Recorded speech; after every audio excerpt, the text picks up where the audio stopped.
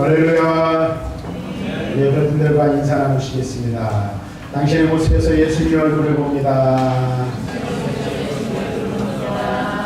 당신이 있어서 참 행복합니다. 잠대하러 오셨습니다. 여러분 2018년 새해가 밝았습니다. 그리고 벌써 7일이라는 시간이 흘러갔습니다. 그리고 오늘 신년 제가 첫 주일 예배를 하나님 앞에 드리게 되었는데 2018년 한 해가 저와 여러분 우리 모두의 삶에 하나님이 주어주시는 복으로 충만한 한 해가 될 수 있기를 바라고, 또 무엇보다도 하나님께서 우리 교회와 성도들, 가정, 여러분들 개개인의 신령 가운데 날마다 은혜를 부어주시는 역사가 넘치는 복된 한 해가 되기를 주님의 이름으로 축원합니다. 2018년을 시작하면서 이 말씀을 드렸습니다마는 우리 교회가 믿음의 반석 위에 굳게 서는 교회라는 주제를 가지고 올 한 해를 시작하려고 합니다. 이렇게 표현을 정한 것은 먼저 우리 개개인, 앞서서는 이 목사로부터 시작해서 모든 성도들이 믿음이 더욱더 굳건해지는 한 해가 되었으면 좋겠다 하는 바람이 있고요.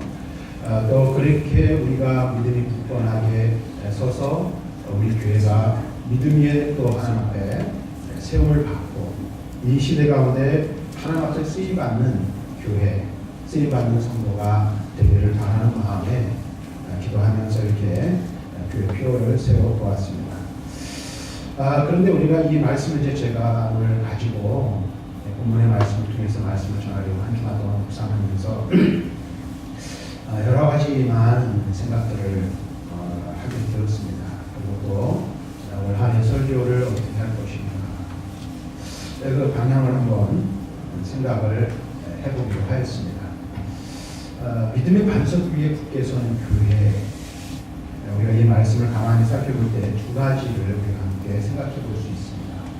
하나는 믿음이 무엇인가, 그리고 또 하나는 교회란 무엇인가 하는 것입니다.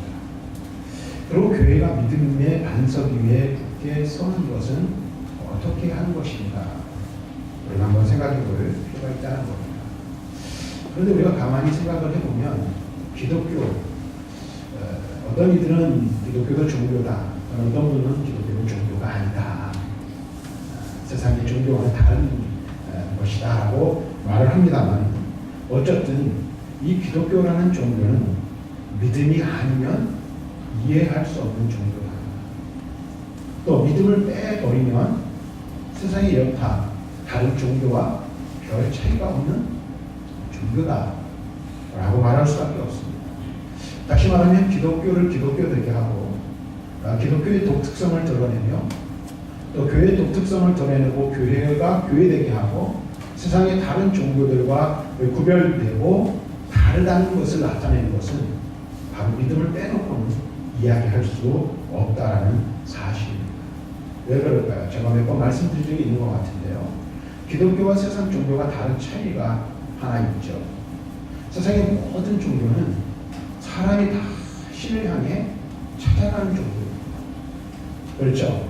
구원을 받기 위해서 자기 스스로 구원을 하고 선을 쌓고, 그 다음에 신을 만나기 위해서 많이 노력하고 애를 써야 합니다. 그래서 세상의 종교들은 인간의 선한 의지, 선한 행실을 빼놓으면 아무것도 이룰 수 없는, 아니 그 모든 것을 가지고 사실 가지고도 이룰 수 없는 것이 세상의 종교이지요. 요즘 여러분들 극장가에서 흥행하는 영화가 하나 있습니다. 그게 뭐냐면 신을 찾아서 죄와 벌이라는 영화가 몇백만이 우리나라 사람들이 봤대요. 그 내용은 간단하게 말씀드리면 어떤 이제 웹툰 작가가 이 인터넷 만화를 가지고 너무 인기가 좋아서 영화하시는데, 보면 인간이 죽으면 이 귀인이라는 사람이 7개의 지옥의 심판의 가문을 통과해야 환생을 할 수 있다. 그러니까 지극히 불교적인 그런 내용을 담고 있죠.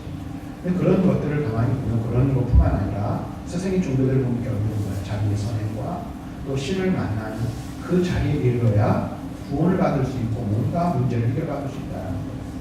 그런데 유일하게 기독교는 사람이 신을 찾는 정도가 아니라 신, 곧 하나님께서 사람을 찾아오시고 사람을 만나주시고 그 다음에 우리에게 우리의 어떤 행위나 노력이나 어떤 무엇인가를 우리에게 요구하는 것이 아니라 값없이 우리에게 구원이라는 은혜를 주시는, 그래서 우리를 이 믿음의 사람으로 삼으시고 우리를 자기의 백성으로 삼으신 것, 이것이 바로 기독교라는 겁니다.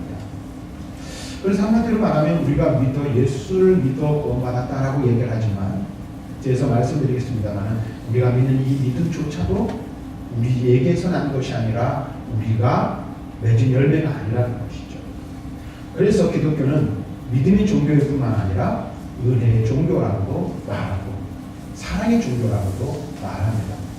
다시 말하면 일방적인 하나님의 사랑과 은혜로 말미암아 우리에게 믿음을 선물로 주시고 그 믿음으로 우리를 구원하셔서 하나님 백성을 삼으시는 것입니다. 뿐만 아니라 하나님께서 우리를 찾아오시고 우리를 위하여 죽으셨다라고 말합니다. 그래서 이 세상의 사람들은 기독교를 이해하지 못합니다. 믿지 못합니다. 더군다나 믿음은 하나님을 알도록 우리에게 은혜라는 선물을 통해서 주신 것이기 때문에 그 믿음이 있지 않고는, 그 믿음을 받지 않고는 하나님을 알 수도 없고 하나님을 이해할 수도 없습니다. 그래서 세상 사람들에게 우리가 복음을 증거할 사명이 있어 복음을 전하고 또 하나님에 대한 수없이 많은 설명들을 하지만 하나님께서 믿음이라는 은혜의 선물을 그 사람에게 주시지 않으면 죽을 때까지 영원히 기독교의 진리와 비밀을 깨닫지 못하고 믿음의 자리에 이를 수 없게 되는 것입니다. 그러므로 기독교는 믿음의 종교이며 또 교회는 믿음의 반석 위에 세워져야만 하는 영적인 공동체라는 사실을 우리는 분명히 알아야 한다는 것입니다. 그래서 저와 여러분들이 이렇게 모인 이 모임이 교회라고 수없이 말씀을 드렸잖아요. 자, 그러면 여러분 한번 생각해 보세요. 기독교는 믿음의 종교라고 말하고 있습니다. 그렇다면 먼저 말씀을 나누기 전에 도대체 그러면 교회란 무엇인가 하는 것입니다. 물론 교회론에 대해서 신학교에 가서 배우면 여러 학기 동안 배우고 또 책으로 이렇게 여러분들 엮어서 이야기를 하려면 수없이 많은 책들이 이 교회론에 관한 책들이 나와 있어요. 그런데 간단하게 오늘 말씀을 드리면 교회는 사람들이 모여 그 구성을 이루지만 우리는 교회를 가리켜 사람의 몸이라고 말하지 않는다는데 그 독특성을 발견할 수가 있습니다. 그래서 교회를 뭐라고 말합니까? 사람의 교회가 아니라 하나님의 교회. 이것도 여러분들이 잘못 사용하면 오해가 돼요. 요새 이단 중에 하나님의 교회를 할 때가 있어가지고 연천에도 벌써 아주 크게 건물을 하나 사가지고 그러는데요. 우리 교회를 가리켜 물론 이 지역교회, 로컬처치는 이 지역교회 노국제일교회라는 교회가 있지만 지역교회가 있지만 보통 교회를 말하면 하나님의 교회라고 말합니다. 그렇다면 교회를 가리켜 하나님의 교회라고 말하는 이유가 무엇일까요? 그것은 죄와 타락으로 하나님의 심판 가운데 처한 인간 중 하나님의 부르심을 통해서 예수 그리스도로 말미암아 구원 받은 사람들이 모인 것이기 때문에 교회를 하나님의 교회라고 말합니다. 다시 말하면 예수 그리스도를 구주로 영접하고 믿어 구원받은 백성들이 모인 것을 교회라고 말한다라는 것입니다. 그래서 신약에서 이제 교회를 얘기할 때 에클레시아라는 부분을 얘기하는데 바로 저와 여러분 한 사람 한 사람이 교회라는 것입니다. 우리 각 사람이 교회이고 예수 그리스도를 구주로 모신 그 사람들이 모인 이 모임이 바로 교회라는 겁니다. 오늘 우리가 이 사실을 분명히 깨달아야 하는 것입니다. 그런데 여러분 생각해 보세요. 결국 하나님의 교회도 사실은 사람의 모임 공동체이죠. 그러나 세상의 공동체와는 근본적으로 다른 공동체라는 사실을 우리는 알아야 한다는 것입니다. 우리 자신이 그리스도인됨에 대한 정체성을 분명히 아는 것이 중요한 것처럼 마찬가지로 교회 공동체를 이룸에 있어서 하나님의 교회라는 공동체성, 다시 말하면 하나님의 교회라는 이 정체성을 분명하게 아는 것은 매우 중요하다는 사실입니다. 왜냐하면 교회의 교회됨을 바로 알지 못하면 건강한 교회를 이루는 자리에 나아갈 수 없고 교회의 사명과 역할을 감당하는 자리에 이를 수 없기 때문에 그렇습니다. 그래서 교회를 이루는 일에 있어서 주된 첫 번째 원리는 하나님의 부르심에 기인한다는 사실을 우리는 알아야 합니다. 하나님께서는 하나님의 교회를 이룰 교회 지체들로 하나님의 사람들을 택하여 부르셨다라는 사실입니다. 다시 말하면 여기는 저를 비롯하여 우리 사랑하는 장로님들, 권사님들, 우리 집사님들, 우리 모든 성도들이 다 누구의 부르심을 받아 이 자리에 있는 겁니까? 하나님의 부르심을 받아 이 자리에 있을 수 있게 되는 거예요. 근데 하나님께서 이 부르심을 부르시기 위해서 하나님께서 놀라운 역사 가운데 놀라운 일들을 이루셨다는 거예요. 에베소서 1장에서 사도 바울은 말하기를 하나님께서 우리 한 사람 한 사람을 구원하시기 위해서 성부, 성자, 성령, 삼위 하나님께서 동원되셔서 그 일들을 이루셨다라고 말하고 있어요. 근데 그 일을 이루심에 있어서 언제부터 어떤 방법으로 그 일을 이루셨는가? 하나님께서 이 세상과 만물을 만드시기 전에 우리 각 사람을 예정하시고 성자 예수님께서 예정하여 택하신 사람들을 위하여 구속의 십자가의 일을 이루시고 성령 하나님께서는 그렇게 택하시고 구속하신 하나님의 백성을 성령으로 인치셔서 하나님의 백성으로 우리를 부르셨다라고 말씀하고 있습니다. 다시 말하면 우리 한 사람을 구원하시기 위해서 성부, 성자, 성령, 삼위 하나님께서 동원되시고 그 역사를 이루셨음을 우리에게 말씀해주고 있는 것입니다. 바울은 로마서 1장 6절에서 이렇게 말합니다. 너희도 그들 중에서 예수 그리스도의 것으로 부르심을 받은 자니라. 그리스도 예수 안에서 하나님이 우리를 부르셨다. 그리고 우리를 성도 삼으셨다라고 말하고 있어요. 또 데살로니가전서 4장 7절에서 너희 하나님이 우리를 부르심은 부정하게 하심이 아니요 거룩하게 하시니 우리를 부르신 것은 바로 거룩한 하나님 백성 되게 하시기 위해서 부르셨다라고 말씀하고 있습니다. 이렇게 하나님께서는 우리를 하나님의 거룩한 백성으로 하나님의 교회의 일원으로 영원으로부터 우리를 부르셨다는 거예요. 만일 하나님의 부르심이 없었다면 우리는 교회 공동체 안에 들어올 수가 없다는 사실을 알아야 합니다. 하나님의 부르심을 통해 교회의 구성원이 결정되어진다는 거예요. 그래서 이 교회는 다 하나님의 부르심을 받은 거룩하고 존귀한 자들이라는 사실을 알아야 합니다. 그리고 그렇게 부르심을 받은 우리가 어떻게 해요? 교회의 각 지체로서 하나 되어 유기체적인 살아있는 하나님의 교회, 그리스도 예수를 머리로 하여 그리스도의 몸을 이루는 교회로 존재하게 된다는 사실입니다. 이것이 바로 하나님의 부르심을 통하여 교회가 교회됨을 우리들에게 말씀해 주고 있는 거예요. 또 하나는 이 교회는 믿음의 기초 위에 세워진다는 사실입니다. 하나님께서는 당신의 교회로 사람들을 부르실 때에 어떻게 그들을 부르시는가? 그들에게 믿음을 주시고 믿음이라는 도구를 통하여 하나님의 교회의 한 지체로 우리를 확정하신다는 사실입니다. 오늘 우리가 함께 읽은 이 본문의 말씀에도 보면 예수님께서 베드로의 신앙 고백을 들으시고 말씀하세요.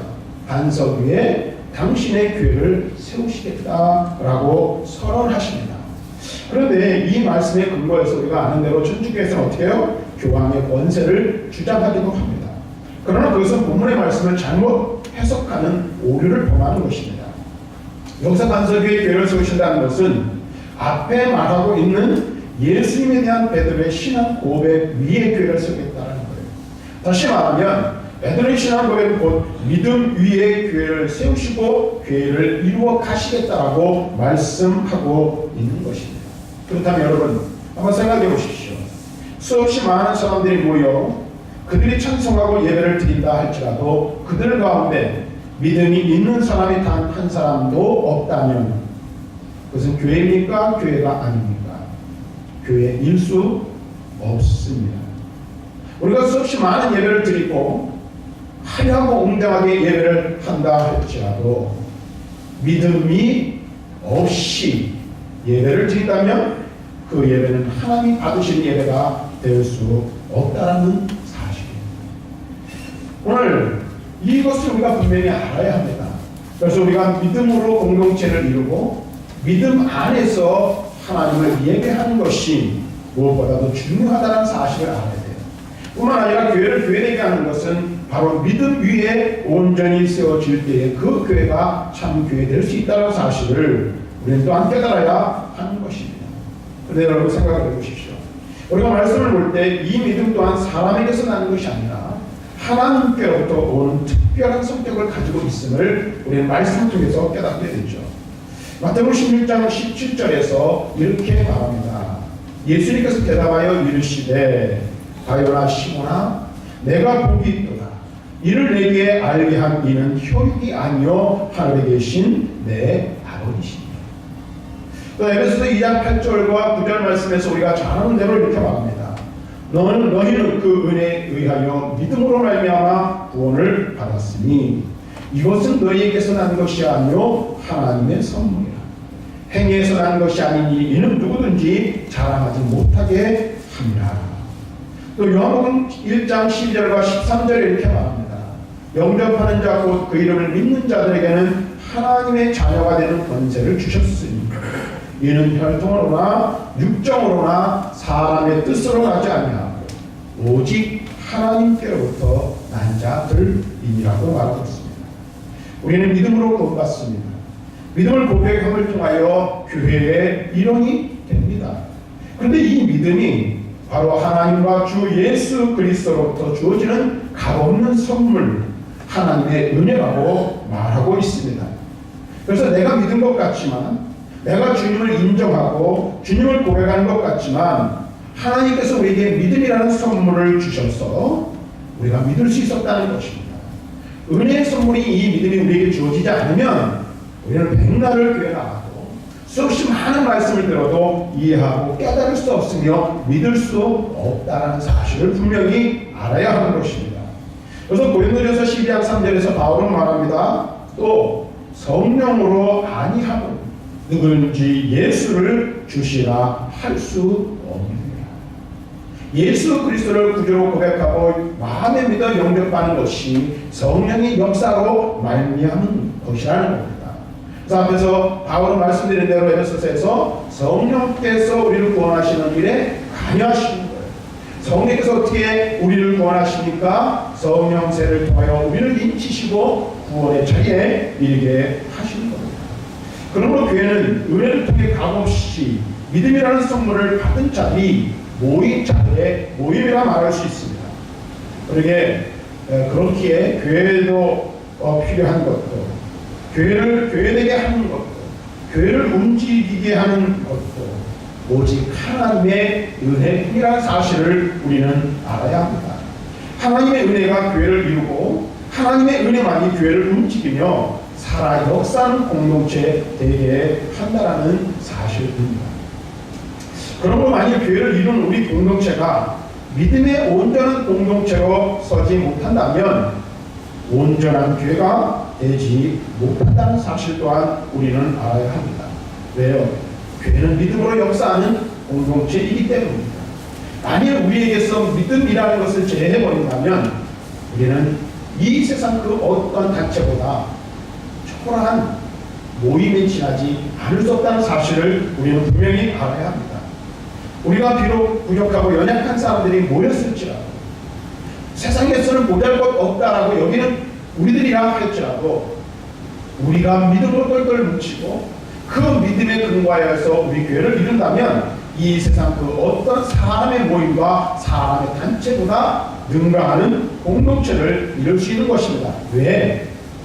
믿음으로 하나 된 교회는 바로 하나님의 교회이기 때문에 그렇습니다. 그럼 믿음 위에 굳건히 서는 교회는 하나님이 일하시고 하나님이 역사하시며 하나님이 사용하시는 교회가 될 것이기 때문에 그렇습니다.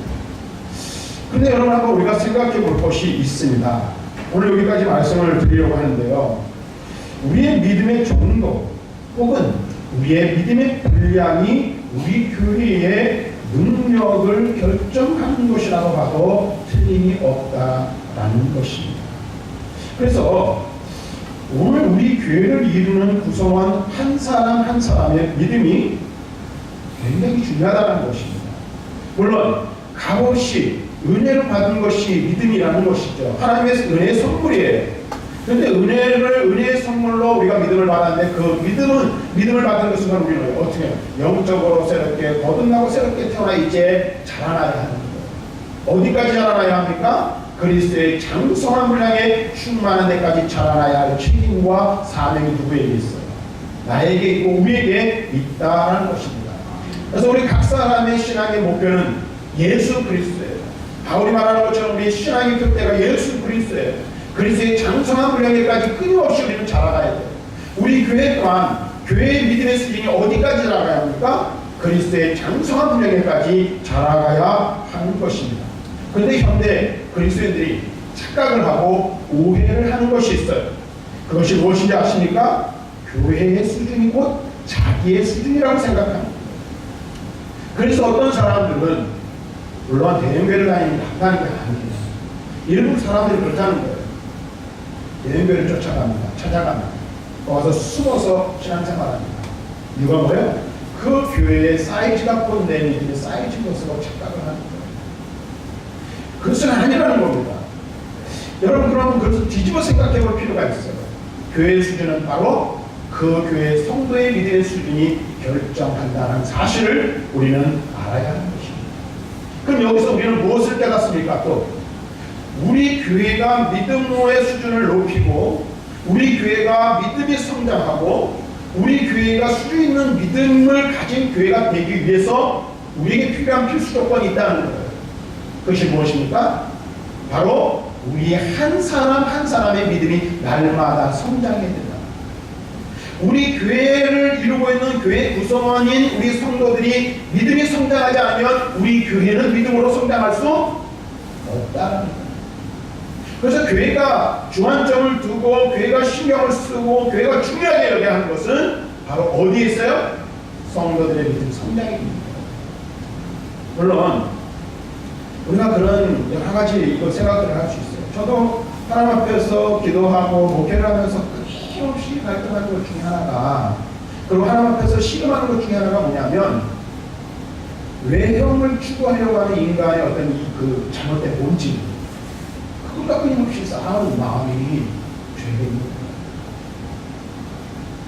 그래서 기도할 때마다 이 보이는 것들에 자꾸만 치중하고 그런 것들을 구하려고 하는 마음, 욕심들이 생겨나요.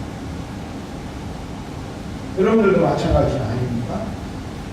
신앙생활하면서 오해 없이 들으시기 바랍니다.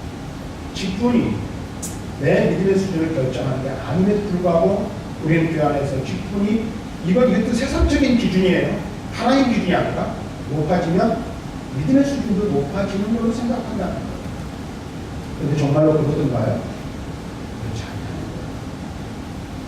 우리가 아무리 교회 안에서 오를 수 없는 데까지나 올라가는 이 직분을 가지고 수없이 많은 일들을 감당한다 할지라도 우리의 속사람이 하나님과 성장하지 않으면 성숙한 그리스도라고 할 수 없습니다. 그리고 선한 열매를 낼 수 없는 거예요. 목사님도 예는 아니고 장로님들도 예는 아니라는 거예요. 오래 신앙생활하는 것이 우리의 믿음의 수준을 결정해 주는 게 아니에요. 저도 50년 넘게 예수 믿었어요. 교회 생활 했죠. 정확하게 말하면. 근데 50년 넘게 믿었다고 하나님이 그래 너 참 이제 바꿨어. 하나님은 말씀하시지 않는다는 거예요.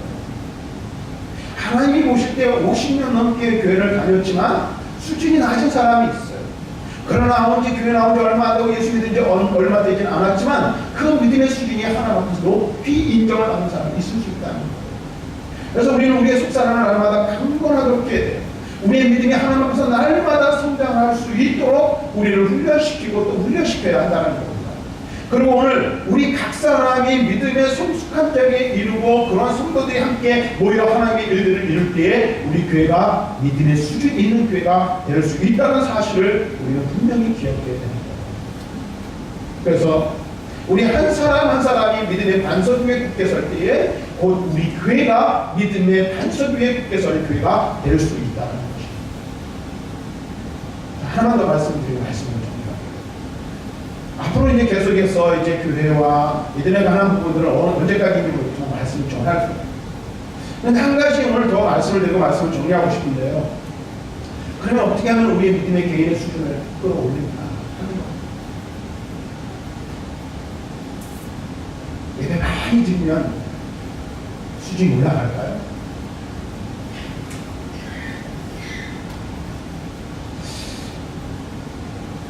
하나님과 친밀해지시기 바랍니다.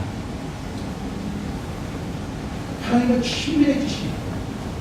하나님과 깊은 사귐과 교제가 있어요. 그래야 우리가 하신 하나님의 뜻을 알아요. 하나님 아버지의 마음을 알 때에 아버지의 마음을 기쁘시게 되는 자녀가 되죠. 그리고 아버지의 마음을 기쁘시게 되는 그 자녀가 성숙한 사람인 것처럼 우리도 믿음의 성숙한 자리에 이룰 수 있습니다. 어떻게 하면 내가 아버지의 마음을 기쁘시게 될 수 있을까? 어떻게 하면 내가 우리의 아버지이신 하나님의 마음을 대하여 그 하나님이 기뻐하신 일들을 해갈까? 끊임없이 고민하시기 바랍니다. 그리고 그 주님의 마음을 알려고 너니 애쓰시기를 바랍니다. 그럴 때 자연스럽게 오늘 우리는 하나님을 기쁘시게 되는 자리에 이룰 수 있게 될 것이고, 그것이 바로 우리를 믿음의 성숙한 자로 이끌어 인도해 줄 것이라 저는 확신합니다. 그래서 2018년 한 해가 다른 어떤 해보다 여러분들 주님과도 깊은 사귐이 있는 한 해가 될 수 있기를 바랍니다. 아버지나 우리 아버지신 하나님의 마음을 깊이 하는, 나를 향하신 하나님의 마음이 어떤 마음인지를 알아가려고 노력하고 몸부림치는 그런 해가 됐으면 좋겠어요. 그래서 여러분들 믿음의 수준을 높이실 수 있기를 바라고, 또 그다음에 여러분의 믿음의 수준을 높여 우리 교회가 지금보다 더 수준이 있는 교회, 믿음의 수준이 더 높아지는 그런 교회가 되기를 주님 안에서 소망합니다.